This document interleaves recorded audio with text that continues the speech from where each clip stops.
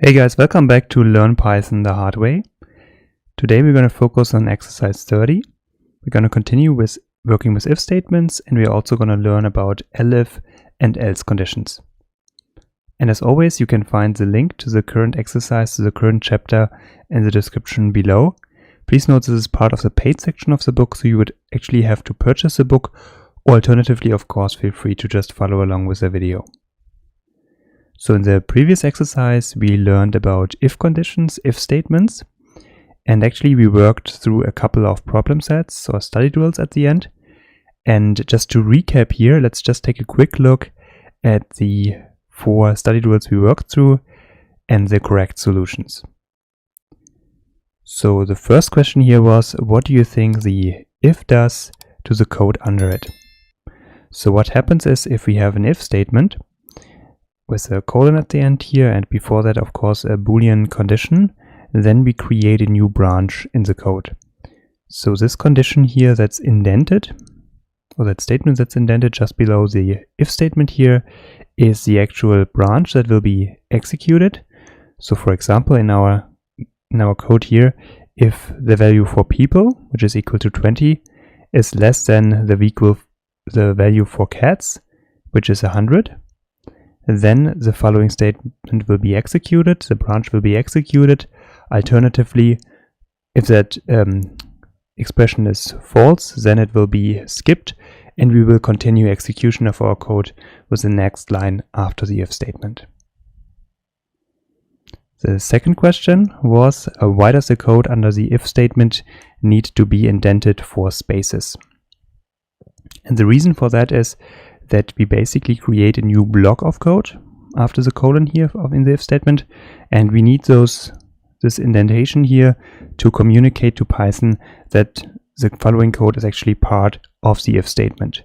So if we don't indent this code here, then we will typically get an error, an indentation error, because Python cannot associate this print statement here with this if condition. So it's important to always make sure to properly indent the code with 4 space characters.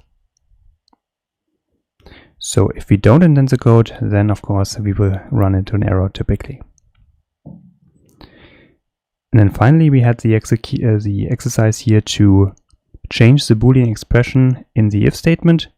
And what we did here, for example, is that we added a not in front of it, or that, for example, we can say here if people is less than cats, or for example cats is greater than people, then execute the next statement. So we can adjust it, and only if the entire expression here evaluates to true, then the block of the if statement here will be executed, the branch will be executed. Alternatively, of course, we will skip that statement if it evaluates to false. And if we were to change those values here for people, cats and dogs, so for those variables, then actually, of course, this can impact if our statements here are still true and are still executed. And we saw that also in the previous video. So let's now switch over and learn about something new. So far we worked with regular if statements, but it's also possible to have more than one branch in an if statement. And to better see that, let's actually create a new Python file. I'm opening the terminal here, and we can first of all navigate to the folder from which we are working. And personally, I'm using Visual Studio Code to create a new file there. We can type in code space and then the name of the Python file we want to create. So in our case, exercise30.python or .py. And now let's start out, and let's first of all define 3 variables. First of all, people with a value of 30, then cars with a value of 40, and trucks with a value of 15. Next, let's start out with a regular if statement, as we learned about last time. If that statement is true, then let's print out this sentence here. We should take the cars. Now there's something new. If instead cars is smaller than people, then let's do the following. Let's print we should not take the cars. And if neither this if statement nor the elif statement is true, then let's do the following. Let's print out we can't decide. All right, we're gonna add 2 more if statements here.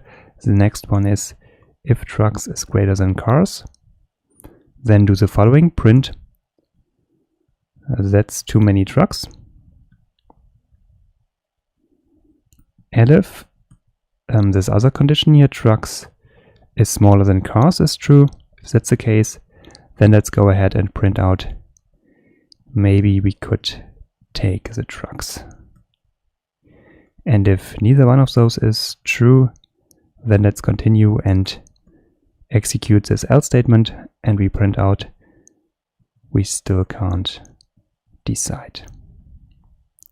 Finally, we're going to add another if statement. If people is greater than trucks, let's go ahead and print out, all right, let's just take the trucks. And if that's not true, else print fine. Let's stay home then. All right. So let's save this here. And then we can hop back into our terminal here and execute our file by typing out Python followed by the name of our Python file, so exercise30.py. And now we get the following output. Let's just compare it to the solution here. So we first of all print out we should take the cars. That's being printed out because if you take a look at that, if cars is greater than people, cars has a value of 40. And is that greater than people with a value of 30? That's true. Therefore, we print out that first statement here. So we should take the cars. And we're going to ignore the elif and the else statement because the first statement here is already true. So next we check if trucks with a value of 15 is greater than cars with a value of 40. That's false. Therefore, we skip this branch and we hop over to the elif to check out if that's actually true. So here we're comparing trucks with a value of 15 if that's less than cars with a value of 40. And that's true, so therefore this branch will be executed. This print statement will be executed, so it should print maybe we could take the trucks. And that's exactly the second line we see here. And finally, in this third statement, we compare if people is greater than trucks. People has a value of 30 and trucks has a value of 15. That's true, and therefore we print out, all right, let's just take the trucks, which is exactly the third line here. So if you take a look at the study drills section, the first one here is to try to guess what elif and else are doing. And basically what's happening here is that within an if statement, if the if condition here is false, then we saw in the previous exercise that we just completely skipped the entire if statement and we just continued with the code afterwards. But with elif and else, we actually have other branches that we can check. So if the if condition here is false, then we next check the next elif condition. And if that's true, that will be executed. If that is also false, then we continue. And in this case, we have the else statement, which is basically a catch-all solution. So if both this if statement and this elif here are false, then we're going to go with the else condition here and print out this statement. So this way we can have multiple branches using if, elif, and else. In the second study drill here, let's take a look what happens if we change the number for cars, people, and trucks. And then we should trace through each if statement to see what will be printed out.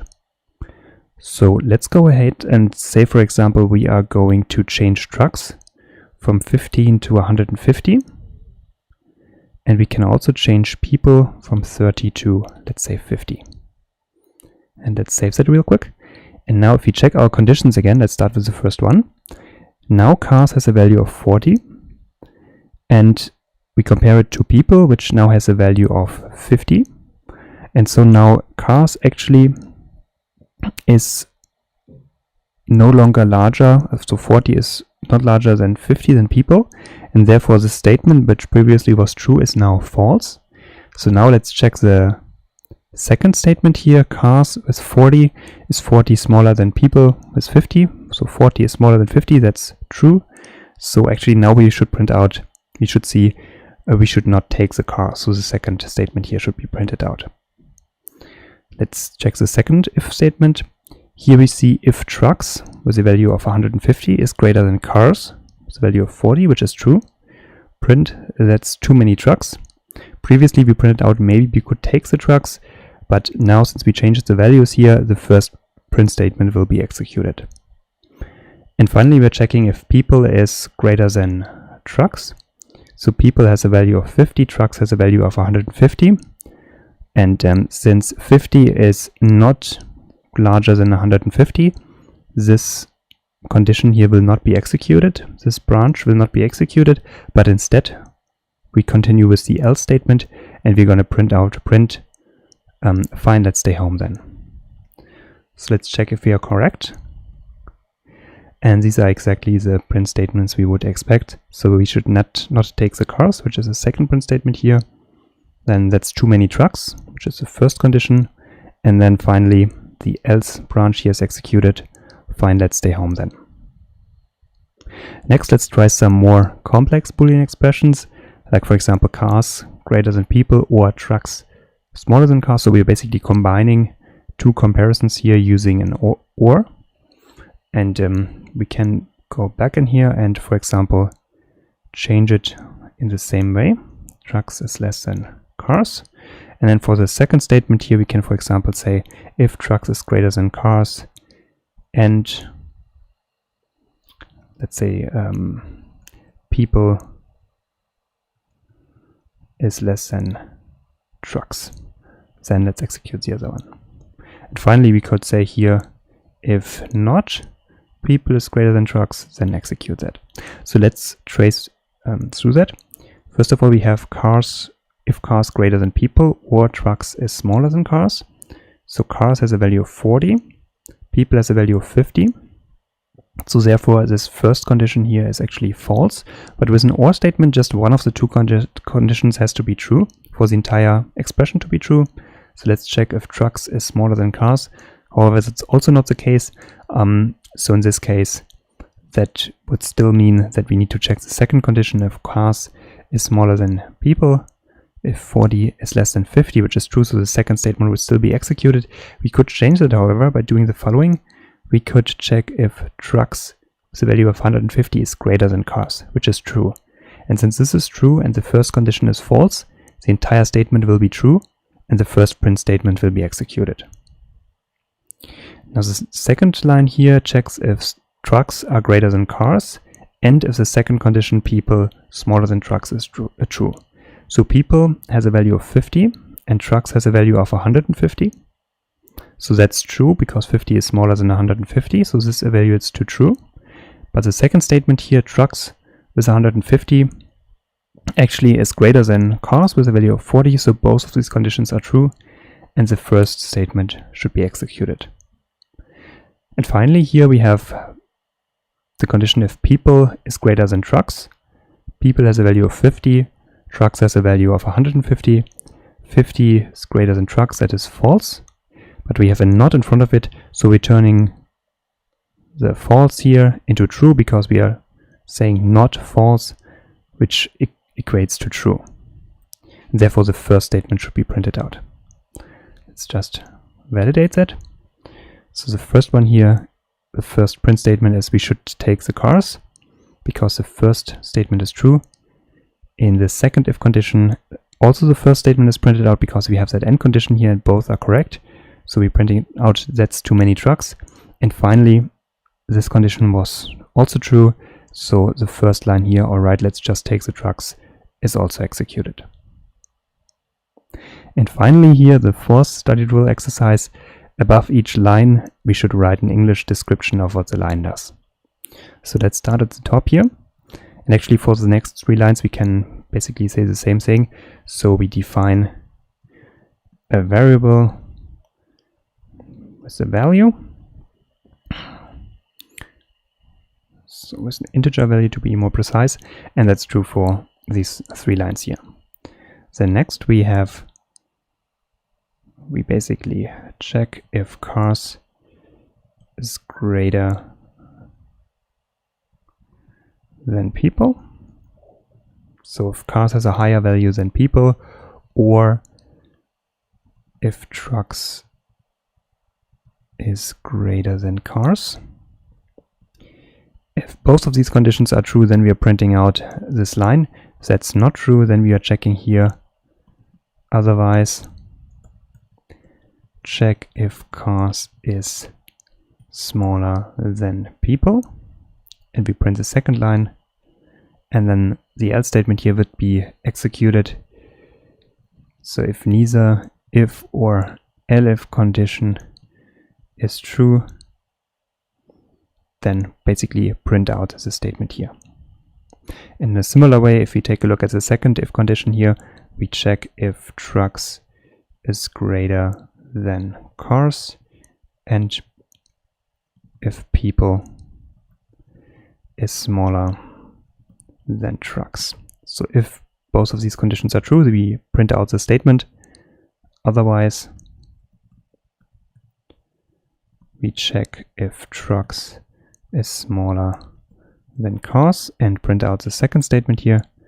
And then finally, if neither if or elif condition is true, then print the statement here at the end. And finally, we are checking if people is not larger than trucks, because we have the not in front of it, then we are printing out print out statement, and then here otherwise if, so in case if is false, print out other statement. Alright, so that's basically a short documentation of what's happening here. Finally, let's take a look at some common student questions. So the question is, what happens if multiple elif blocks are true?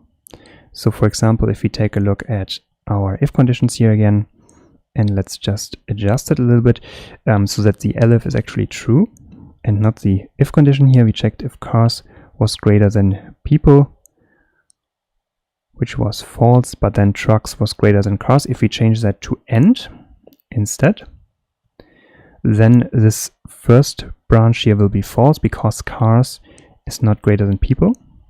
Cars has a value of 40 and people has a value of 50, and 40 is not greater than 50.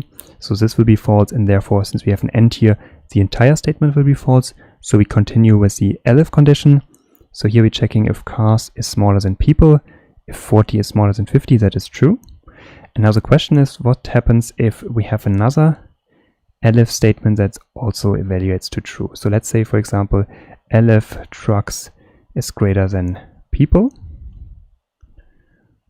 So then we print out there are too many trucks. And here we can see now trucks has a value of 150 and people has a value of 50. 150 is greater than 50, so that's true as well. Now we have two elif blocks here that are correct, that evaluate to true. Now what happens now? If we execute this, then we can see it prints out that's too many trucks.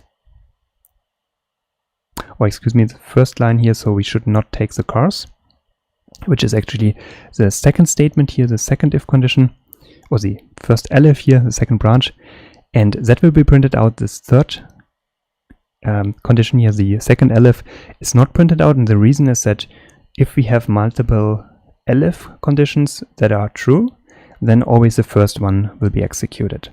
So basically Python starts at the top and runs the first block that is true, so it will run only the first one. So it will run the first one that's true and then ignore all the other statements after that. Alright, that's it for exercise 30, and see you guys in the next video with exercise 31.